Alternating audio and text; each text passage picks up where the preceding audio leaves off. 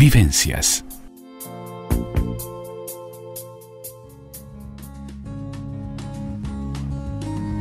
Abiertamente. La columna de la psicóloga Gabriela Cuadro en Vivencias.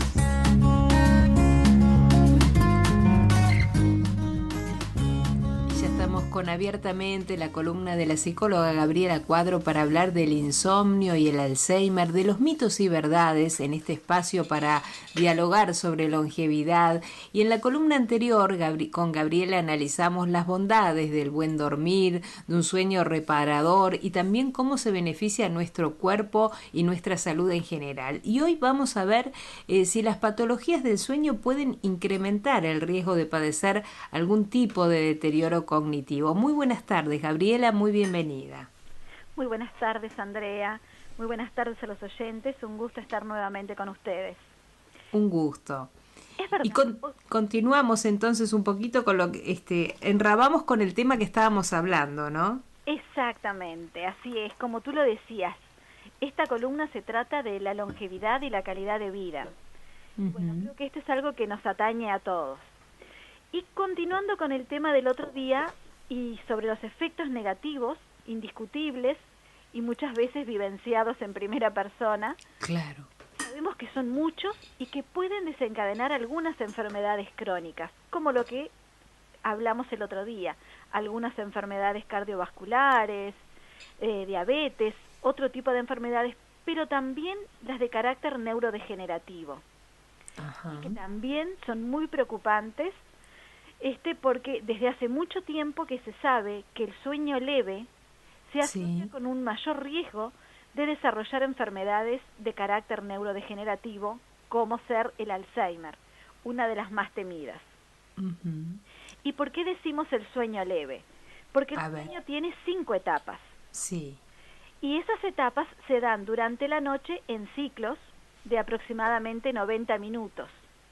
Y tenemos estos 5 ciclos, entre 4 y 5 ciclos depende, de la profundidad, de la intensidad del sueño, donde se desarrollan diferentes funcionalidades.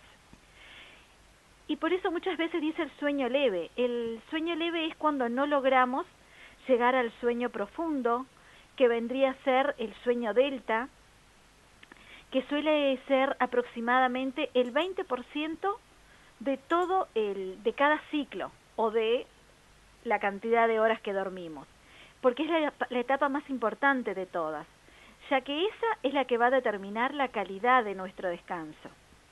Pero, como decimos, es casi la última etapa del sueño. Por lo tanto, tenemos que transitar las otras, que es el duermevela, ese que decimos a veces, que estamos como con un ojo abierto, y todavía no nos terminamos de adormecer. Y después la segunda fase, que es la que dura casi el 50%, o sea, de esos 90 minutos, hay casi un 50, 45 en lo que estamos en esta. Y esa es la etapa en que el cuerpo lentamente se va desconectando del entorno, va dejando de escuchar los sonidos, la respiración se va haciendo más suave, el ritmo cardíaco se va ralentizando. Y es dentro de esta fase que la actividad cerebral comienza a bajar su intensidad. Perfecto. ¿Y por qué decimos esto? Y me parece interesante, comprender esto. Porque bueno, como sabemos, todo lo que puede afectar la falta de sueño, también en las personas mayores es muy importante. Y aquí se da algo muy paradójico. Porque aunque no todas las personas mayores, y esto me gusta siempre recalcarlo y tenerlo presente, no todas las personas mayores padecen o van a padecer de alguna enfermedad de deterioro mental o demencia como ser el Alzheimer. Pero sí sabemos que existe una estrecha relación entre hacernos mayores, cumplir años y padecer de algún trastorno mental de carácter neurodegenerativo. Como lo dijimos en algún momento cuando hablamos de Alzheimer y personas mayores, cada 2 años, después que cumplimos los 70, se comienza a incrementar en un 5% la posibilidad de tener algún tipo de patología de esta índole. Claro, y a todo esto sumamos con lo que estamos hablando el trastorno del sueño que podría estar, como bien tú decías, Gabriela, vinculado a los trastornos en las enfermedades como puede ser el Alzheimer o alguna otra enfermedad de neuro degenerativa, ¿no? Uh-huh. Y en relación a esto que decís, Andrea, hay muchísimas investigaciones que han comprobado fehacientemente que el insomnio está asociado al riesgo de desarrollar Alzheimer y sobre todo en las primeras fases de la enfermedad. ¿Por qué? Porque las primeras fases de la enfermedad también producen insomnio y este insomnio acelera ese deterioro. O sea que podría estar relacionado y o sea que habría que determinar primero que nada cuando padecemos insomnio consultar lo antes posible, ¿no? Exactamente, la detección precoz, el diagnóstico lo más anticipado posible para comenzar con ese enlentecimiento de los procesos y de ser posible revertir y trabajar con la neuroplasticidad que tiene el cerebro. Uh-huh. Entonces tenemos esto, el insomnio puede promover el deterioro neurocognitivo y el Alzheimer produce insomnio. Claro. Entonces, bueno, allí se da una dinámica muy peligrosa. Y bueno, muchas de estas investigaciones también comprobaron que la falta del sueño hace que funcione de peor manera la memoria, como lo veíamos el otro día. Y con eso llegaron a la conclusión que si no se duerme suficiente, el cerebro va a tener más dificultades para absorber nueva información, para recordar, para mantener la capacidad de concentración y sobre todo afecta nuestra capacidad de juicio, todo lo que es nuestro lóbulo frontal.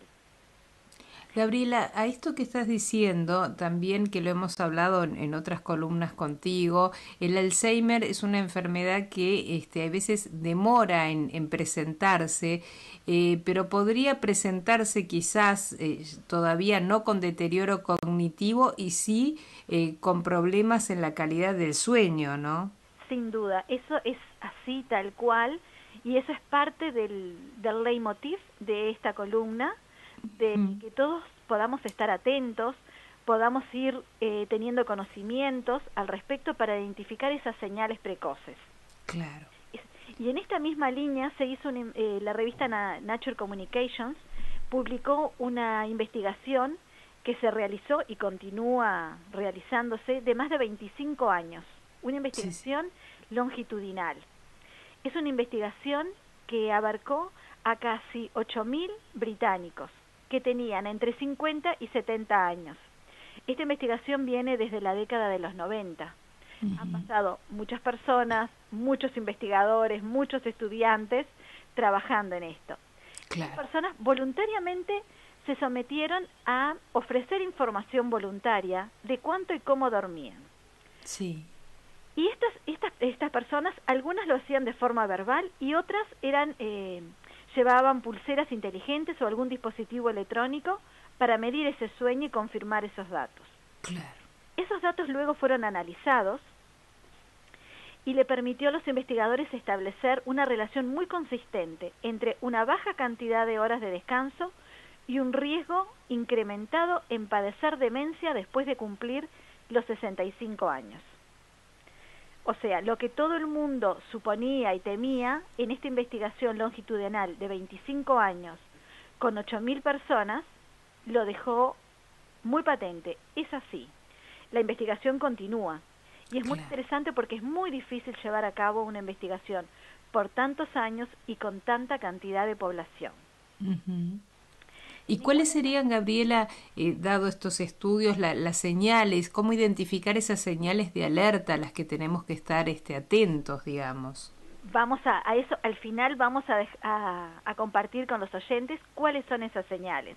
Uh-huh. Pero vamos a darles todo el panorama para que entiendan que esto es realmente algo que no es un rumor, no es una idea, claro, no es un mito urbano, es algo real, identificado y que está muy estudiado. En Dinamarca, en esta misma línea, en Dinamarca y Estados Unidos, identificaron cuál es la razón, porque bueno, sabemos que es así, pero cuál es la razón. Y descubrieron que durante el sueño, las células del cerebro se contraen y al contraerse crean un espacio entre ellas, lo que permite que lo que se llama la basura celular sea más fácil que pueda ser retirada por el líquido que limpia el cerebro durante el descanso, cuando estas células se retraen por estar no trabajando tanto, por decirlo de una manera más coloquial y entendible, como que también ellas y permiten que al limpiarse se vayan lo que son el beta-amiloide y la proteína de tau, que también hablamos en algún momento, que son las directamente identificadas como causante del Alzheimer. Porque el beta-amiloide, que es una proteína pegajosa, se pega en las neuronas, al envolver la neurona, como quien dice, como con una miel de abeja, no le permite respirar, no le permite recibir información ni enviar información. Y esto lleva a que esas neuronas se mueran. Entonces, si tenemos un buen descanso, las neuronas pueden contraerse, todo el sistema linfático, que es el sistema que limpia el cerebro, todo eso permite que todas estas proteínas sean barridas. Y eso también va a disminuir la posibilidad de padecer este tipo de deterioro. Y la Organización Mundial de la Salud recomienda siempre dormir entre 7 y 9 horas de sueño. Siempre de noche, lo que hablábamos el otro día. Va a depender de cada persona, va a depender de su actividad, de la franja etaria en la que esté, va a depender de muchas cosas, y sobre todo en la noche. Porque el cuerpo está programado, y el cerebro también, por supuesto, a dormir de noche. Pero desafortunadamente no todo el mundo duerme la misma cantidad diaria recomendada, lo que conduce a estos efectos negativos. Por eso lo importante que es dormir esta cantidad de horas necesarias. Y en esto que tú decías de cuáles son las características que puede tener alguna persona que pueda comenzar, que eso es lo que todos queremos. Claro, sí, alguna señal que nos alerte, por ejemplo. Exactamente. Algunas de las señales son la baja calidad del sueño, y esta baja calidad del sueño es lo que te digo, no lograr todas las etapas. Claro. Nosotros nos damos cuenta, bueno, me levanto, no sé, me levanto a las 12, a la 1, a las 2, a las 3, voy al baño, voy a tomar un vaso de agua. Y esto no permite que transitemos todas esas etapas del sueño que necesitamos. Entonces, esto lo vamos a ver en los cambios de humor que vamos a tener a lo largo del día. Y cuando comenzamos a ver a nosotros o a identificar en algún familiar ese deambular en la noche. La persona se levanta, da una vuelta, se sienta en un lugar, se sienta en el living, va a la cocina, se hace un té, prende la televisión, mira el celular. Ese tipo de cosas son indicadores que la persona no está conciliando el sueño y que está empezando a desarrollar este tipo de hábitos, que a veces son hábitos y a veces son indicios de lo que va a empezar a suceder con más frecuencia. Otra cosa que es muy importante cuando vemos mermada nuestra capacidad de atención a los estímulos externos. Vamos haciendo una actividad o vamos caminando por la calle, por ejemplo, y nos olvidamos de mirar si el semáforo está en verde, nos olvidamos de mirar derecha e izquierda si no vienen coches, nos cruzamos con personas en el trabajo y no nos damos cuenta que era fulano, que era mengano, que era una persona conocida. Nos empezamos a preguntar, ¿cerré la puerta con llave? ¿Apagué la llave del gas? ¿Saqué el perro al baño? Ese tipo de cosas, cuando empezamos a tener ese tipo de dudas, tenemos que preguntarnos, ¿cómo estoy durmiendo? ¿Cómo son mis noches de sueño? ¿Esto me está sucediendo habitualmente? Entonces, ese tipo de cosas son muy importantes estar atentos. Cuando nos despertamos, ¿cómo me siento? ¿Me siento descansado? ¿Me siento que estoy orientado? Y cuando vemos que ese insomnio comienza a ser algo cotidiano, algo que nos va desgastando poco a poco, es el momento de consultar. También esos despertares nocturnos que tenemos muchas veces, que nos despertamos de forma brusca y sobresaltada, eso es muy importante también comunicárselo al médico tratante, al médico familiar que tengamos, porque eso también está directamente relacionado con la calidad del sueño y las posibilidades de nuestro cerebro de cumplir todos sus ciclos. No tener demasiada cantidad de siestas diurnas, y si esto nos sucede, si estamos agitados, si nos sentimos nerviosos, angustiados. Este tipo de cosas son las que tenemos que estar atentos en nosotros y en la familia que nos rodea. Claro. Y consultar lo más precoz posible, ¿no? Siempre, no subestimar este tipo de situaciones y de indicios, porque como siempre decimos en esta columna, y sé que tú también siempre lo repetís, es la detección precoz de cualquier tipo de patología. Más vale curar en salud, más vale encontrar las señales antes que la enfermedad comience a desarrollarse, porque ese es el momento adecuado. Claro, sí. Había un viejo dicho que decía, más vale prevenir que curar.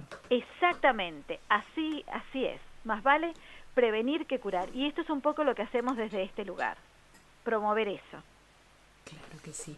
Gabriela, se nos han ido los minutos, un placer. Como todos los miércoles, nos reencontraremos el próximo miércoles para seguir hablando de temas tan interesantes como lo haces todos los miércoles. Muchísimas gracias. Muchísimas gracias, Andrea. Buen fin de semana para todos. Un gusto, como siempre, estar aquí. Un gusto. Hacemos una breve pausa y continuamos aquí en Vivencias. Vivencias.